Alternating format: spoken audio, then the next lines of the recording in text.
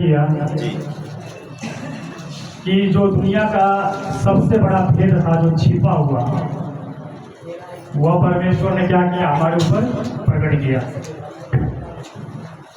और उस भेद का नाम है यीशु मसीह, जिसे लोग सिर्फ उनके नाम को सुनते हैं पर उसके नाम के अर्थ को, उसके मतलब को लोग नहीं समझ पाते हैं।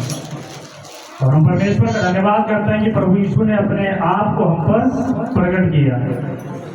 उसके लिए मैं यीशु का धन्यवाद करता हूँ। और मेरे लिए भी यही मेरी सबसे बड़ी गवाही है कि मैंने उस ईश्वर को, जिस ईश्वर ने वाकई में आकाश और पृथ्वी की रचना की, हमें सृजा, पूरा ब्रह्मांड बनाया, हम उस सच्चे ईश्वर के पास हैं और हम उसकी इबादत करते हैं।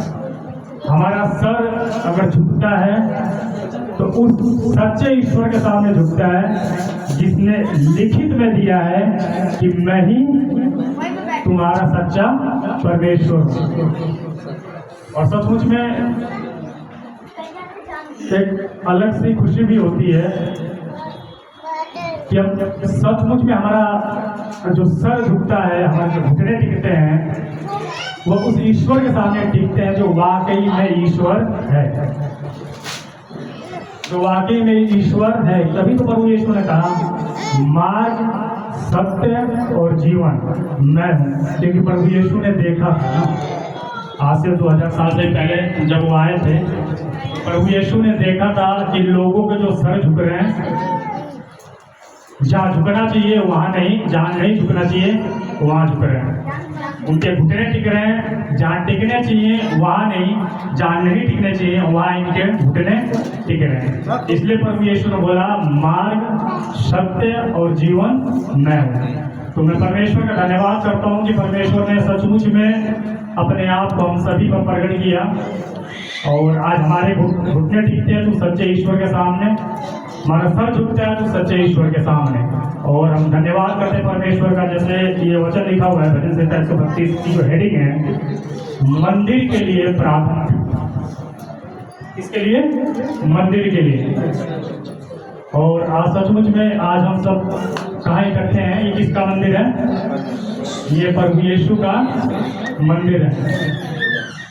और ये सचमुच में हमारे लिए बहुत ही गर्व की बात है कि हम जीवते परमेश्वर के भवन में उपस्थित हैं। और यहाँ किसकी उपस्थिति है? पिता, पुत्र और पवित्र आत्मा की। फिर ये परमेश्वर की उपस्थिति है। भवन, जो ये भवन का परमेश्वर का वचन निकला है, यदि आप राजा सुलेमान को जानते हैं तो उसकी जो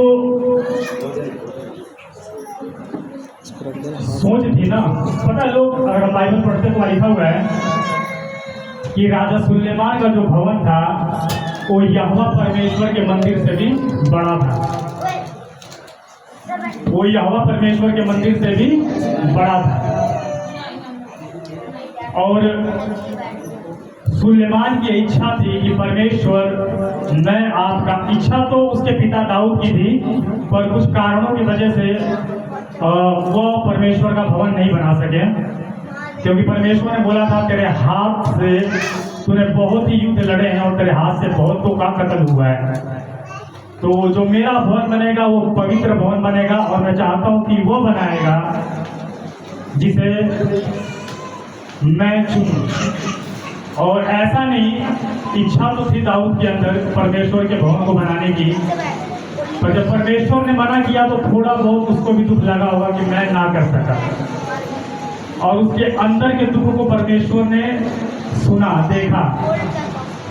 तो परमेश्वर ने क्या किया, चल कोई नहीं, तू जो काम तू नहीं कर सकता, वो कार्य मैं तेरे बेटे से करवा दूंगा। अच्छा एक बात बताओ, जो काम बाप करना चाहे ना कर सके, अगर उसी कार्य को उसका बेटा करे तो डबल खुशी होती कि नहीं? कि चलो मैं नहीं कर सका, मेरे खुद के खून ने वो काम कर दिया। तो परमेश्वर वाकई में बहुत बुद्धिमान, मतलब सचमुच में परमेश्वर की बुद्धि बहुत बड़ी है ना। परमेश्वर को पता था कि अगर मैं इसे मना कर रहा हूँ तो इसे दुख होगा। पर परमेश्वर जानते थे मैं इसके दुख को इसके सुख में बदलूंगा और डबल कर दूंगा। जो कार्य ये ना कर सका वह इसका जब बेटा करेगा तो इसकी आत्मा गदगद हो जाएगी। तो सचमुच में परमेश्वर कहते नहीं कि ये सिंपल वर्ड में बोलूँ तो एक ऐसे ईश्वर हैं, एक ऐसे पिता हैं जो हमारे दुख को भी ऐसे मोड़ के चाहे तो उसको 2 गुना ज़्यादा सुख में परिवर्तन कर सकते हैं, और सो किया उन्होंने ना। तो ये जो मंदिर का वचन लिखा हुआ है, हे मंदिर के लिए प्रार्थना, हे यहोवा दाऊद के लिए उसकी सारी दुर्दशा को स्मरण कर। उसने यहोवा से शपथ खाई और याकूब के सर्वशक्तिमान की मन्नत मांगी, निश्चय मैं उस समय तक अपने घर में प्रवेश न करूंगा, न अपने पलंग पर चढ़ूंगा। जैसे हम जो मन्नत मांगते हैं, जब मैं एक प्रेयर करता हूँ तो उस प्रेयर में एक वचन बोलता हूँ कि परमेश्वर आपके वचन में लिखा है कि आपने हमसे बहुत प्रेम किया। और ये भी मैं कहता हूँ परमेश्वर हमने भी आपसे प्रेम किया। परमेश्वर प्रार्थना में ये बोलता हूँ, खुदा बड़ी बात ये नहीं कि हमने आपसे प्रेम किया, बड़ी बात ये है कि आपने हमसे प्रेम किया, क्योंकि हमारे प्रेम में कहीं ना कहीं कोई ना कोई स्वार्थ रहता है। अच्छा, बिना स्वार्थ के कौन परमेश्वर से प्रेम करता है? शायद कोई भी नहीं। अगर घुटना टिकता भी है तो अपनी प्रार्थनाओं को पूरा कराने के लिए, जुबान खुलती भी है तो अपनी चीज़ों को पाने के लिए जो हमें चाहिए, तो उसमें हमारा स्वार्थ है, उसमें हमारा स्वार्थ है। अगर हम चंगाई के लिए प्रार्थना कर रहे हैं तो उसमें भी हमारा स्वार्थ है, क्योंकि हम चंगाई पाना चाहते हैं। ये नहीं कि मैं घुटने में बैठा और परमेश्वर से मैंने 2 घंटे प्रेयर की तो मैं परमेश्वर से बहुत प्रेम करता हूँ। क्यों? क्योंकि मैं 2 घंटे बैठ के प्रेयर किया हूँ, पर उस 2 घंटे में भी मेरा ही स्वार्थ था, क्योंकि मैं अपनी चंगाई को ढूंढ रहा था। पर खुदा का वचन कहता है कि परमेश्वर ने हमसे निस्वार्थ प्रेम किया। सचमुच में लिखा हुआ कि इंसान मुझे क्या दे सकता है? सांस, रोटी, वस्त्र, कपड़ा, खाना, सब कुछ तो मैं देता हूँ, तुम मुझे क्या दे सकते हो ना। तो हमारी हर एक, अगर हम कोई मन्नत भी मांगते हैं, वैसे तो मन्नत के लिए मना किया गया है, यीशु ने बोला तेरी बात हाँ कि हाँ हो, ना कि ना हो, इससे ज़्यादा जो भी होगा वो पाप से होता है। पर हम अगर कोई मन्नत भी मांगे तो उसमें भी हमारा स्वार्थ है। पिता अगर मेरा यह काम पूरा हो जाए तो मैं शायद 6 महीने 3 महीने उपवास रखूंगा, शुक्रवार कुछ ऐसी मन्नतें जो भी लोग मान लेते हैं। पर उनकी मन्नत में क्या दिखता है? अपना स्वार्थ, घर का, परिवार का, खुद का। पर यहाँ पे लिखा हुआ है, निश्चय मैं उस समय तक अपने घर में प्रवेश न करूंगा, न अपने पलंग पर चढ़ूंगा। और ये किसके लिए है? और याकूब के सर्वशक्तिमान की मन्नत मांगी ना। तो ये लिखा हुआ अगर मंदिर के लिए प्रार्थना ना, तो ये परमेश्वर का, जैसे आपके जो हमारे लीडर मतलब अगुवे हैं, अगर आप इन्हें देखो तो इनकी सारी चिंताएं और सारी टेंशन किस बात की रहती है कि परमेश्वर के भवन को कैसे सजाया जाए, परमेश्वर के भवन में सारी चीज़ों को रखा जाए, जिससे कि जो परमेश्वर के बच्चे आते हैं उन्हें किसी भी चीज़ की तकलीफ ना हो। तो 2 तरीके के लोग हैं सचमुच में। एक वह है जो अपने फायदे के लिए, अपनी जरूरतों को पूरा करने के लिए मन्नतें मांगते हैं, घुटने टेकते हैं। पर एक ये है दाऊद, जैसे हमने कहते नहीं कि परमेश्वर जब तक यदि मेरा यह काम तूने पूरा नहीं किया मैं खाना छोड़ दूंगा, पीना छोड़ दूंगा, जब तक मेरा यह काम पूरा ना हो। पर कुछ ऐसे भी दास हैं, वह इसलिए मन्नत मांगते हैं, इसलिए खाना पीना छोड़ देते हैं कि वह चर्च क्या करे? ग्रोथ करे, परमेश्वर का मंदिर और बढ़े, और बड़ी जगह हो, और लोग तरक्की करें। तो ऐसे जो दास हैं वाकई में ये परमेश्वर को पसंद है कि जो परमेश्वर के भवन के लिए, परमेश्वर के मंदिर के लिए परमेश्वर की चर्च ग्रोथ करे, आगे बढ़े, उसके लिए जो उपवास करते हैं, घंटों प्रार्थना करते हैं, ऐसे लोगों से परमेश्वर वाकई में बहुत प्रसन्न होते हैं। क्योंकि वचन कहता है कि सबसे पहले तू परमेश्वर पिता के धर्म, उसके राज्य की खोज कर, ये सारी चीजें तुझे मिल जाएंगी। और सचमुच में ये जो दाऊद है, सुलेमान है, इनकी जो इच्छाएं थी, इनकी इच्छा क्या थी कि परमेश्वर, अच्छा एक बात बताओ, जैसे हम कभी निकलते हैं, जो आगे में परमेश्वर से प्रेम रखता हो, जिसके अंदर पवित्र आत्मा काम करते हो, यदि हम रास्ते से जाते हैं तो आप बड़े बड़े मंदिरों को देखते हैं, बड़ी भीड़ देखते हैं, तो हमारे मन में भी नहीं आता कि काश मैं जहाँ रहता हूँ या कहीं भी, यहाँ भी परमेश्वर का एक बहुत बड़ा भवन बने, यहाँ भी हजारों की संख्या में लोग आए ना, परमेश्वर का एक अच्छा मंदिर बने। हम जिस जिले में जाएं, जिस नगर में जाएं, हमारे मन में आता है। और जब हम भीड़ देखते हैं सांसारिक जगहों पे, तो हम भी सोचते हैं कि काश यहाँ भी परमेश्वर का बहुत बड़ा भवन होता, बहुत बड़ा मंदिर होता, यहाँ भी लोग आते और यहाँ भी यीशु के नाम की जय जयकार होती। यही जो क्या बोलते हैं जुनून था, ये दाऊद के अंदर था, उसके बेटे सुलेमान के अंदर था। और पता है इन दोनों जो बाप बेटे थे, इनके इसी प्रेम को देखकर परमेश्वर ने एक को ऐसा राजा बनाया कि आज तक युद्ध ही नहीं हारा, जिसका नाम दाऊद था। और इसी प्रेम को देखकर परमेश्वर ने उसके बेटे सुलेमान को इतनी बुद्धि दे दी और इतना धन दे दिया, और उसके साथ ये वरदान भी दे दिया कि ना तुझसे पहले ना तेरे बाद कोई ऐसा है जो तेरी तरह राजा बन सकता है। वो आज भी प्रसिद्ध है। अगर राजाओं में बात की जाए तो राजा सुलेमान की तरह बुद्धि किसी के पास नहीं थी, आज भी। और जितना धन था उनके पास, और उनका राज्य जहाँ जहाँ तक फैला था, उतना राज्य कोई नहीं फैला पाया। कारण क्या था? क्योंकि ये लोग परमेश्वर से प्रेम रखते थे, ये लोग परमेश्वर के मंदिर को बनाना चाहते थे, परमेश्वर के भवन में किस चीज की कमी है वो उसको देखते थे ना, और उसको पूरा करते थे। चलो तो राजा थे, पर आज मंदिर की जो ये वचन निकला है, परमेश्वर को भी पता है और आपके दास को भी पता है, परमेश्वर के दास को भी, कि अकेले कोई भी बोझ नहीं उठा सकता है। अगर हम भी चाहते हैं कि परमेश्वर का मंदिर बने, बढ़े, तो अकेले कोई भी नहीं कर सकता। चलो राजा थे, उनके पास इतना धन था कि वो अकेले ही कर देते थे।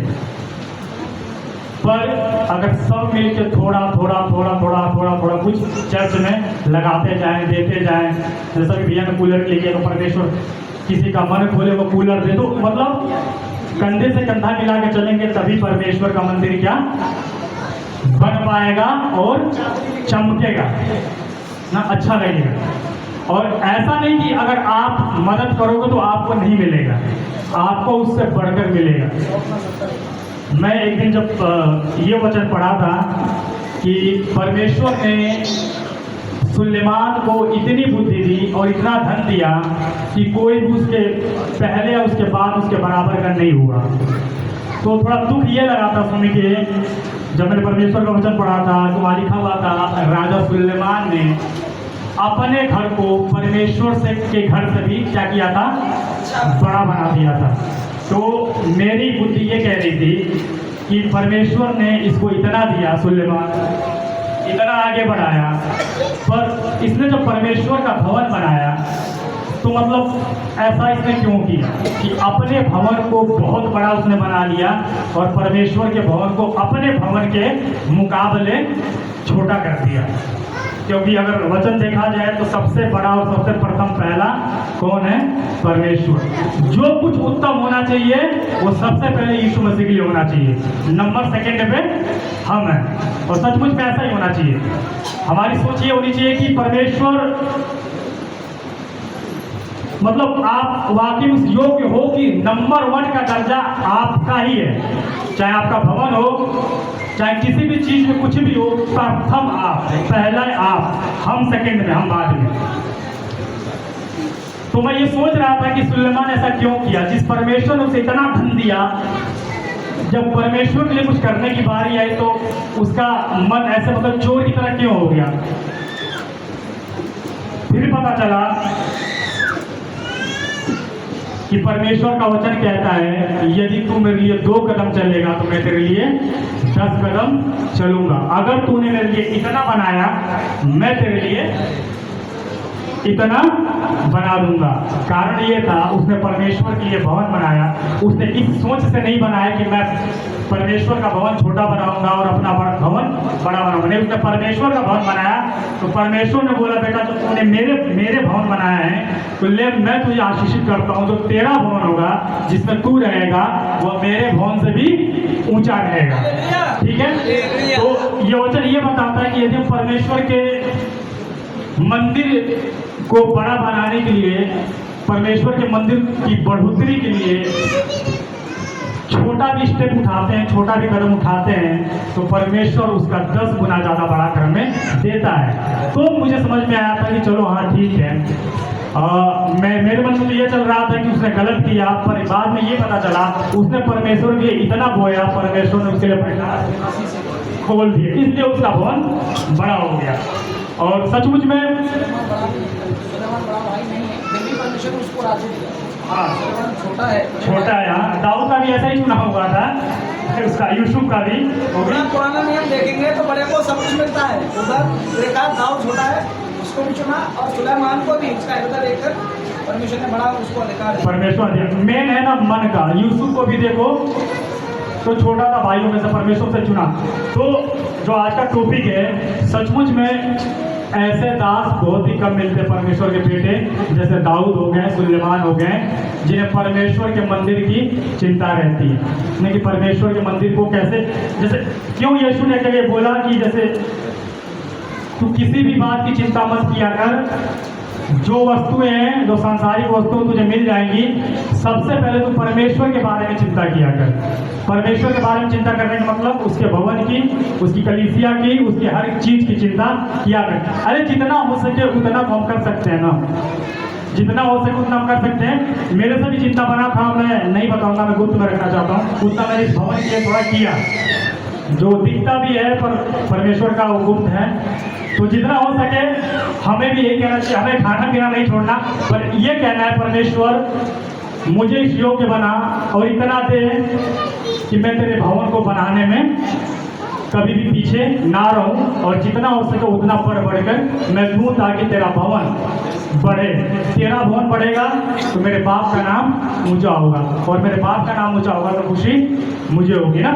तो परमेश्वर का धन्यवाद हो। मैं यही कहना चाहूँगा कि परमेश्वर हम सभी के मनों को छुए। हम सब, मैं अपनी बात कर रहा हूँ, हम सभी के मनों को छुए कि हमारे अंदर भी परमेश्वर के काम को लेकर और परमेश्वर के भवन को लेकर एक चिंता बनी रहे, एक जुनून बना रहे, और परमेश्वर उसको करने की भी सामर्थ्य हमें देते रहे ताकि हम उसे करते रहे ना। क्योंकि एक जगह लिखा हुआ है जब बीज बोने का दृष्टांत हम पढ़ते हैं तो कुछ बीज झाड़ियों में गिर गई और झाड़ियों में क्या किया, दबा के रोक दिया। तो झाड़ियों का मतलब ये है कि जैसे हम स्टार्टिंग में निकलते हैं, परमेश्वर के प्रति हमारे मन में बहुत ही प्रेम रहता है, बहुत ही मतलब चाहत रहती है, पर जैसे जैसे हम बड़े होते हैं और पारिवारिक सांसारिक चिंताएं आती है, शादी ब्याह बच्चे हर चीज, तो हमारा प्रेम सचमुच कहीं ना कहीं दबता जाता है। प्रेम दबने का मतलब हमारी जो पहले की प्रेयर थी वो कम हो जाती है, उपवास हमारा कम हो जाता है, हमारी उपस्थिति परमेश्वर के भवन में कम हो जाती है। पर ये वाकई में यीशु का वचन जो लिखा है वह दिखता भी है। तो परमेश्वर से मैं अपनी भी बात करूँ, हम सब यही दुआ करें कि पिता सबसे पहले हमें इस सांसारिक झाड़ियों से छुड़ा लो ताकि हम भी ग्रोथ करें, हम भी बढ़ सके आत्मिकता में। और दूसरी चीज हमें भी इतना दे कि हमें खाना और पीना छोड़ने की जरूरत ना पड़े। हमें इतना दे कि हम तेरे भवन के लिए इतना करें कि तेरा भवन दिन प्रतिदिन बढ़ता जाए, ग्रोथ करता जाए, और भीड़ तो ऐसी आए जो भेड़ हो, भीड़ नहीं जो भेड़ हो, जो आए सुने रहे और जुड़ी रहे। तो मैं बस इतना ही कहना चाहूँगा कि परमेश्वर हमें इस योग्य बनाए और परमेश्वर हम सभी को बहुत आशीष दें, यीशु के नाम में, आमीन। हालेलुया। हालेलुया। प्रभु की स्तुति हो, प्रभु बहुत आशीष दे। तो आज अभी कितना पद पढ़ा आपने? 3 पद पढ़ दिया, चौथा पद स्टार्ट करेंगे। और 1-2 बहन भी रेडी रहे इधर से, अभी 2 भाइयों के बाद तीसरा नंबर बहन का है। हालेलुया, सबको जय मसीह की। और परमेश्वर बहुत आशीष दे।